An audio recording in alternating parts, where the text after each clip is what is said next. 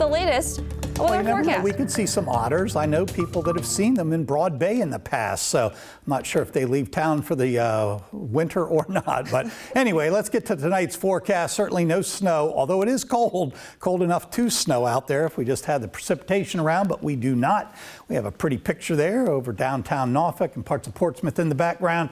As you can see, nothing at all on radar. Generally clear conditions. Temperatures right now with a northerly wind and the water temperature around 40. It's hard to get it right near the coastline, which is where this official reading is kept. It's hard to get it too cold right there.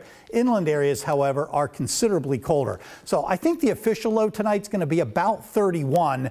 A lot of mid-20s for very rural areas. So I'll average it all out and say about 28. Winds have been northeasterly. They're going to go light a little bit later.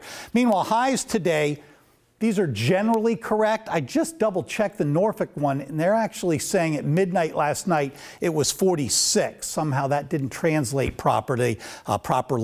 As you can see right now, though, we are down below freezing in a lot of spots and a lot of inland areas, as I said, into the 20s right now with just that little bit of a northerly wind. Compare now to yesterday, we'd already start to see the readings come down considerably. So when I showed this earlier, it was around 30 degrees difference at 6 o'clock. Because we'd already seen some of the effects of the cold front. Now we're only running about 20 degrees below what we saw last night. So late tonight into the morning, we keep those 20s for the rural areas.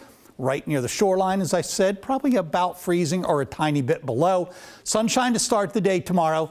Increase in clouds during the afternoon. Temperatures fairly similar to what we saw today, a little bit higher, especially inland. And then tomorrow evening, we'll start to see a slight risk of a shower. But overnight, definitely some occasional showers moving in, temperatures dropping back to just sort of seasonable levels. And then another chilly day, partly because of the clouds and the rain. All of that keeps readings down when you have it. So on Monday, look for more rain and highs again only in the 40s compared to the 50s where we should be. You can see that little bit of cloudiness starting to move in from the west. That is the next system already gathering out in the nation's heartland. So for tonight, anywhere from around 24 inland to about 32 at the coast. We'll say most of us about 28 or so. Winds have been northeasterly. They'll go light a little bit later on tonight.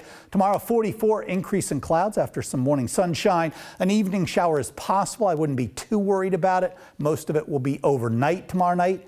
At that point, we'll see seasonable temperatures and occasional showers.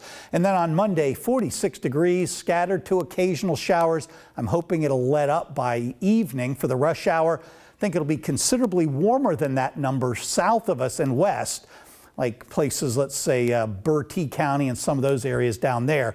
Cooler even than that off to the north, so a fairly big spread. And then that warm front pops back to the north on Tuesday, gives us a high of 64, but again, probably cooler to the north. And then 60 on Wednesday. You can see some of that rain moving in for Tuesday night. Should be gone by Wednesday rush hour. Thursday, 56 for Valentine's Day, 57 on Friday. Saturday, 50% chance of some rain. You know, rain with the cold when we had such nice weather this past week, it's not fair. It isn't. Weather gods, especially why? on the weekend.